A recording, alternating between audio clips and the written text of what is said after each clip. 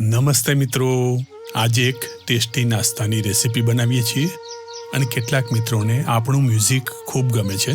તેઓને આજે લાણી મતલબ આજે ચલતે ચલતેમાં કોઈ વિચાર રજૂ નહીં કરીએ, ફક્ત મનમોહક આત્માને આનંદ આપે તેવું મ્યુઝિક સંભળાવીશું.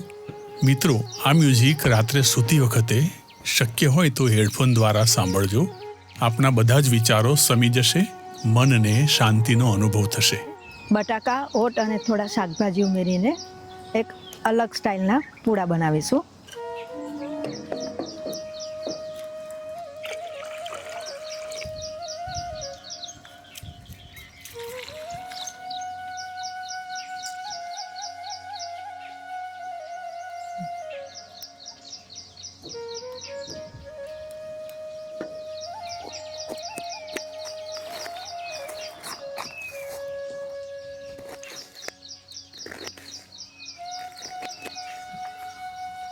કેપ્સિકમને ચોપ કરી લઈએ.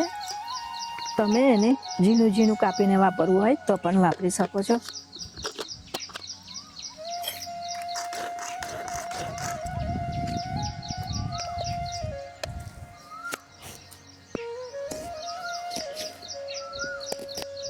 મિત્રો, અહીંયા અમે ડુંગળીનો ઉપયોગ કરીએ છીએ. તમે ના ખાતા હોય તો સ્કીપ કરી શકો છો. ડુંગળીને પણ ચોપ કરી લઈશું.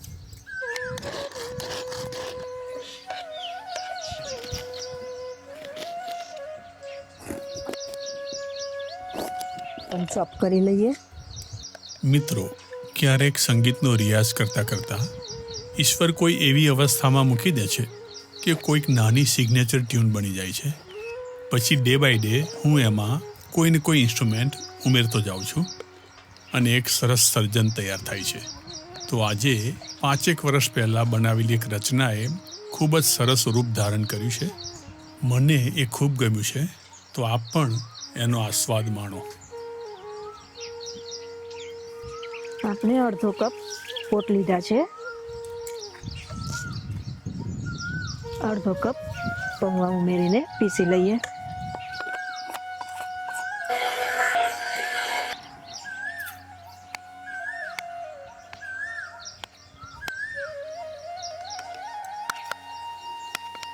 બટાકા એકલા જલરેડીને પીસી લઈએ.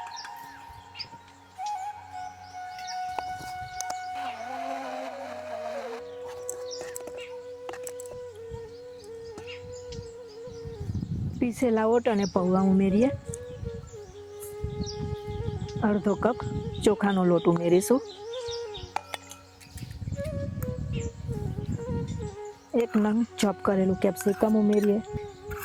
એક નંગ ચોપ કરેલી ડુંગળી ઉમેરીશું. 2 નંગ ચોપ કરેલા ટામેટા ઉમેરીએ. મસાલા ઉમેરી દઈએ.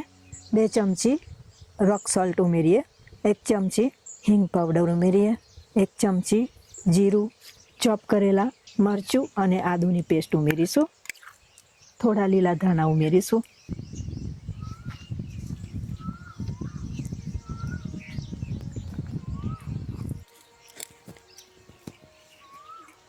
બેટર જાડું છે તો આપણે અડધો કપ જેટલું જલ ઉમેરીએ.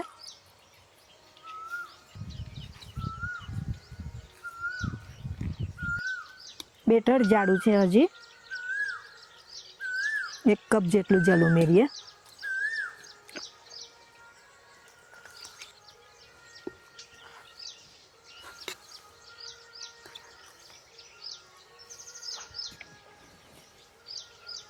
પેનમાં થોડું તેલ ઉમેરીએ.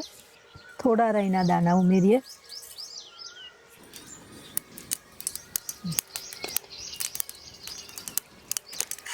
ઉપર બેટર પાથરી દઈએ. મિત્રો, અહીંયા તમારે પૂરો જેટલો જાડો પાતળો જોઈએ એ પ્રમાણે બેટર ઉમેરવું.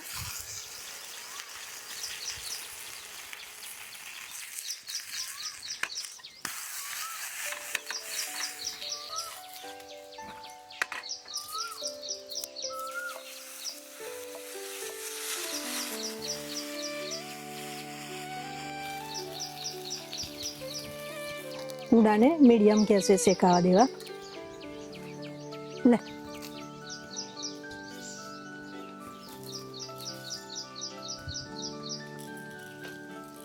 થોડું તેલ સ્પ્રેડ કરીશું અને પલટાવી લઈએ.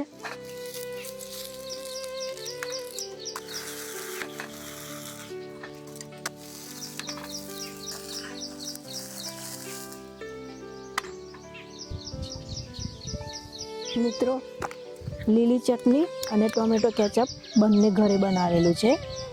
તમારે એની રેસીપી જોવી હોય તો ઉપર આપેલી લિંકને ક્લિક કરજો. મિત્રો, આવું મ્યુઝિક કોઈક વાર જ બને છે. કેટલાય પ્રયત્નો પછી આવું એકાદ સર્જન થઈ જાય છે. એ સર્જન ઈશ્વરનું જ હશે એમ હું માનું છું. બાકી મારું હોત તો રોજ તમને નવું નવું સંગીત સંભળાવતો. વાહ.